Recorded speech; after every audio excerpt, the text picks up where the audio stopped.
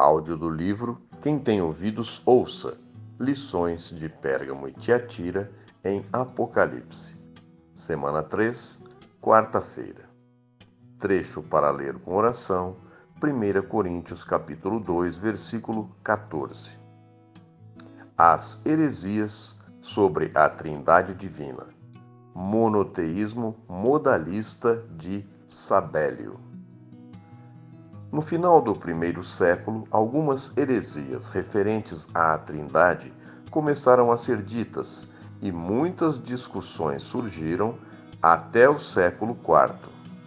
No século II, por exemplo, um teólogo chamado Sabélio, que defendia a doutrina do monoteísmo modalista, ou seja, um só Deus em três modos de manifestação, foi mais um que, com sua mente lógica, buscou entender a Deus.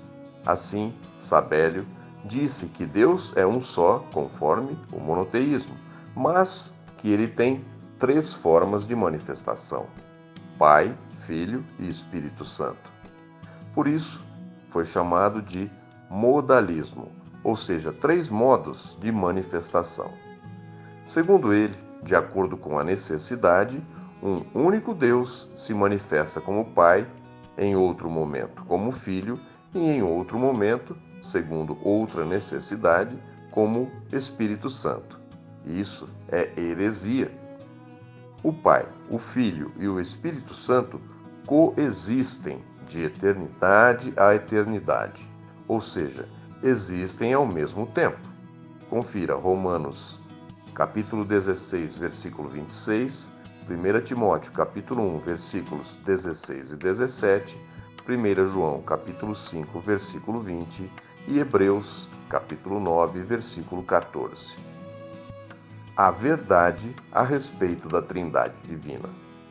Como já mencionei, não tente estudar a verdade revelada na Bíblia acerca do Deus triuno. Nem tente sistematizar essa verdade tão importante com sua mente lógica.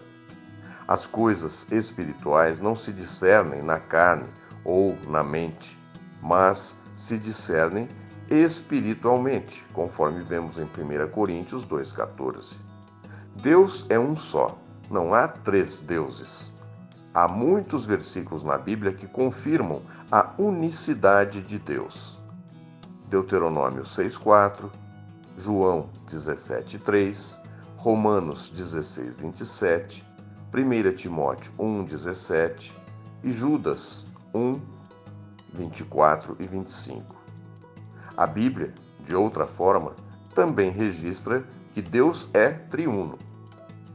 2 Coríntios 13,13 nos diz: a graça do Senhor Jesus Cristo e o amor de Deus e a comunhão do Espírito Santo sejam com todos vós.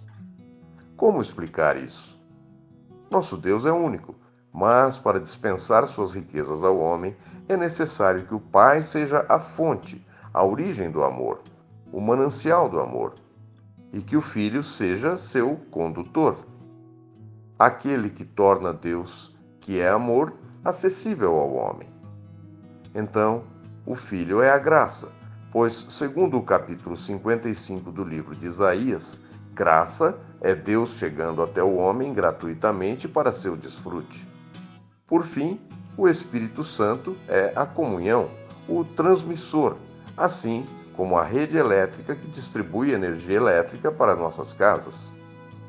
Se tomarmos o exemplo de uma hidrelétrica, podemos dizer que o Pai é como aquela energia potencial que está nas águas, acumulando-se numa altura muito grande, com uma grande pressão de água. O Filho transforma aquela energia potencial em energia elétrica e o Espírito distribui a eletricidade até nossas casas. Isso tudo é para Deus chegar até nós. Não adianta sistematizar isso, pois nunca conseguiremos entender com nossa mente lógica. Precisamos até tomar cuidado com a palavra que usamos, pois podemos incorrer em erros. Nosso vocabulário é muito pobre para explicar as coisas de Deus. Vou usar uma palavra que está no livro de Hebreus, capítulo 11, versículo 1. Ora, a fé é a certeza de coisas que se esperam a convicção de fatos que não se veem.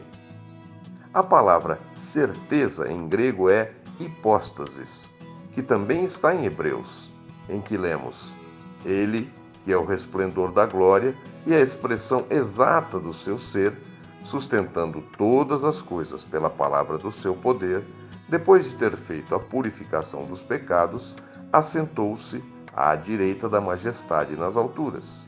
Isso está em Hebreus capítulo 1, versículo 3. Aqui a palavra ser é também hipóstase. Podemos dizer que essa palavra se refere à essência de Deus. Por isso vou tomar emprestada essa palavra grega para dizer que não são três deuses separados, mas são três hipóstases do mesmo Deus indivisível.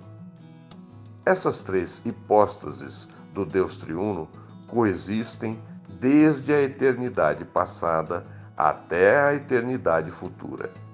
Isso faz parte da base de nossa fé.